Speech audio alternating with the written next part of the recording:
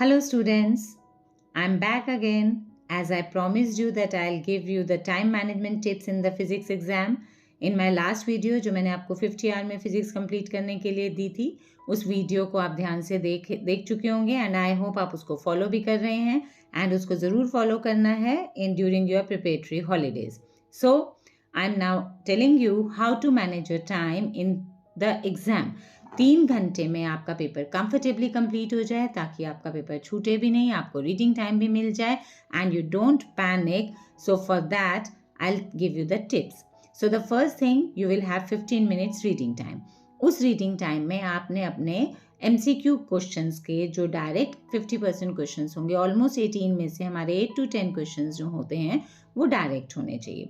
तो direct questions के answers mind में आपने फ्रेम कर लेने हैं, पूरा पेपर रीड करना है एंड सेक्शन E स्पेशली जो केस बेस्ड स्टडी है हमारी, उसमें हमारे 6 to 8 क्वेश्चंस हैं जिसमें से mostly questions except 1 or 2 should be numerical based in each section and rest 4-5 questions should be the direct theory based. तो आपने केस स्टडी और जो आपके डायरेक्ट MCQs हैं उन क्वेश्चंस को आपने अपने रीडिंग टाइम में ही माइंड में उनके आंसर्स फ्रेम कर लेने हैं. That will save your time.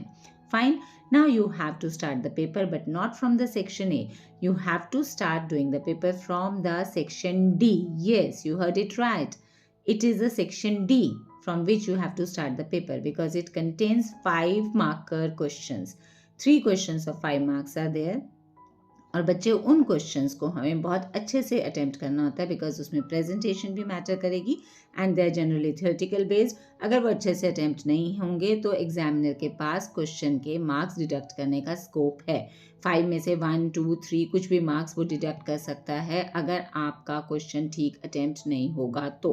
So you have to attempt in the beginning, fresh mind से आपने उसको अच्छे से करना है.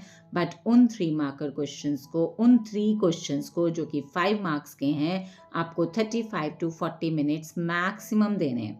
मैक्सिमम 40 मिनट में section D should be finished. Fine. After that you pick up the section E in continuation with that जो हमारा केस बेस्ड स्टडीज है जिसके कुछ आंसर्स आपको रीडिंग टाइम में फ्रेम कर चुके हैं और बाकी भी अटेम्प्ट कर लेंगे. So 20 to 25 minutes hardly you are going to take to complete the section E. So in the nutshell, section D and E should be completed in 1 hour.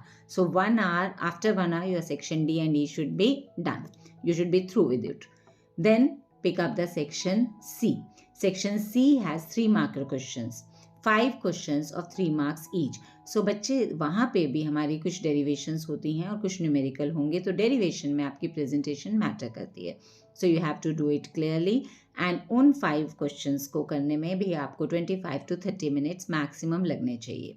2-4 minute ऊपर नीचे हो सकते हैं, कोई इशू नहीं है. Then after that you have to take the section B and section B has 7 questions of 2 marks each. Fine. Section B should also be done within 25 to 30 minutes. So crux is this कि first 1 hour में section D and section E, next 1 hour में you have to do section B and section C. Fine. So 2 hour time is over and your major paper is also done. So now you are left with section A. तो जो section A में 18 question है उसमें से 3 question सारे assertion reasoning जो कि आप माइंड में पहले ही सोच चुके होते हैं, रीडिंग टाइम में आप पढ़ लेते हैं या सोचना है तो 2-4 मिनट लगा के आप सोचेंगे इसे ही. Naturally you have to attempt it correctly. And आपके पास MCQ हैं जिसमें से कुछ तो बिल्कुल थ्योरेटिकल MCQ होते हैं जो डायरेक्ट होंगे. तो असर्शन रीजनिंग और डायरेक्ट MCQs को करने में आपको हार्डली 10 मिनट्स लगेंगे एंड रेस्ट 20 मिनट्स में आपके बाकी जो 10 क्वेश्चन हैं जिनमें थोड़ी बहुत कैलकुलेशन होगी या थोड़े 1 मार्कर जो ट्रिकी होते हैं वो आपने करने हैं. So the half an hour should be sufficient to complete the section A. If not half an hour, maximum आप 35 मिनट्स भी लगा लेते हैं, still you will be left with 25 to 30 minutes to revise the paper.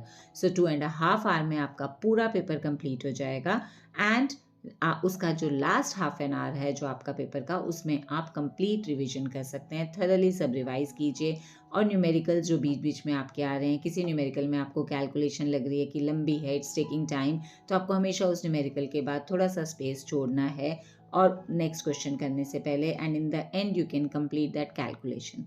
And do mind every question के बाद, after every question आपको 2-3 lines छोड़नी है and then start the next question so that अगर आपको बाद में उस क्वेश्चन में कुछ ऐड ऑन करना है तो आपको कटिंग ना करनी पड़े और आपको बीच में कहीं chaotic सा काम ना करना पड़े, shabby काम ना करना पड़े. So after every question you have to leave 2-3 lines. Fine. Then कभी भी डेरिवेशन आपको थोड़ा सा स्पेस अगर आपका पेपर में बचा हुआ है, ये पेज बचा हुआ है, उसमें नहीं शुरू करनी. Don't bother about the page, draw a line over there. उस पेज को छोड़ो. हमेशा डेरिवेशन और न्यूमेरिकल की calculation should be on this page. You have to start from the left side so that you get sufficient enough 2 leaflets to complete that question in which आपको side by side देखना पड़ सकता है. और MCQ के answers अगर आपके calculation कर रहे हैं तो आप वहीं पे ही कैलकुलेशन शो कीजिए. समटाइम्स आपकी कैलकुलेशन लास्ट स्टेप पे भी ख़त्म गड़बड़ कर सकती है. तो even if the examiner will check because we don't have OMR sheet, तो आपको उसमें कहीं पे थोड़ा सा टीचर का एक सिंपैथेटिक कॉर्नर कि आपने आधा क्वेश्चन ठीक सॉल्व कर लिया, तो you might get half mark. So I hope it's clear to you how you have to attempt the paper in 3 hours time. You have to manage the time in such a way कि आपको कम से कम 20 minutes to 30 minutes revision के लिए बच जाएं. और वो तभी पॉसिबल है जब आप सेक्शन डी और ई बहुत अच्छे से 1 hour में कर लें. फिर after that you can do section B and C in 1 hour, and in half an hour you can attempt section A. So at least 20 to 30 minutes you should be left with revision. I hope these tips should help you while attempting the paper. Keep these things in mind. Keep your watch in front of you. Don't panic. Wish you all the best for your exams, bache. Thank you.